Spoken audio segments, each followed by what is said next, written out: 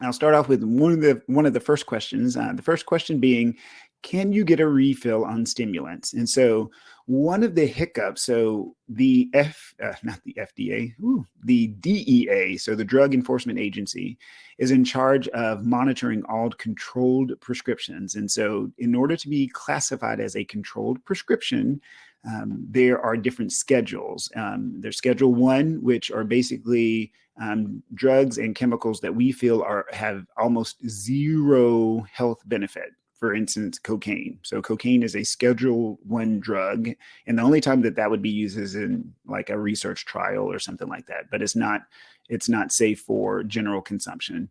Schedule 2 are your medications like stimulants, so Adderall and Ritalin, those types of medicines. Schedule 3, I can't remember because I don't write for those. Schedule 4 are things like benzodiazepines, so like Xanax or Klonopin, that sort of thing. And then I can't remember. I don't know if there's a Schedule 5. I'd have to go and look.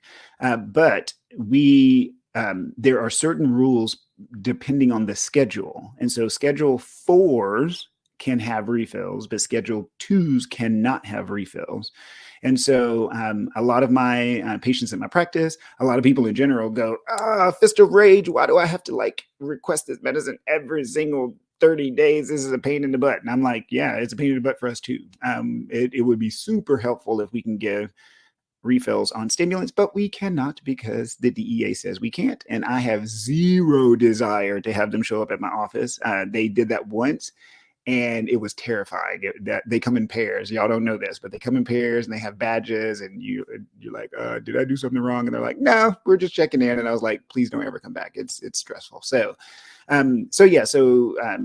that's why Schedule 2 medications don't have the ability to be refilled. Now, here's the saving grace.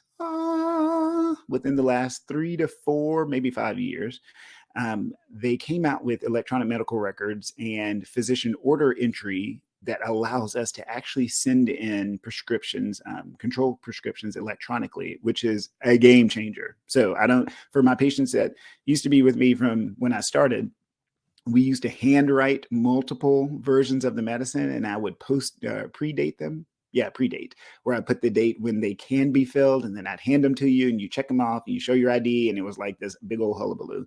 Well, now we don't have to do that anymore. We can send it in electronically, and it makes it a lot easier. It's still a pain in the butt because on our end, we have to pay more money, and we have to do all this authentication stuff. But for y'all, it's way easier because you don't have to come into the office.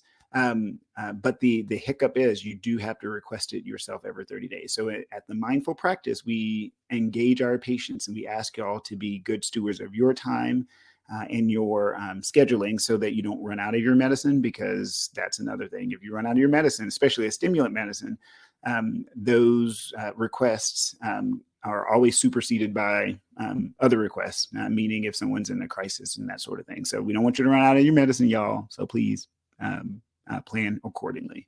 So that's the first question that came up this week and that I wanted to address.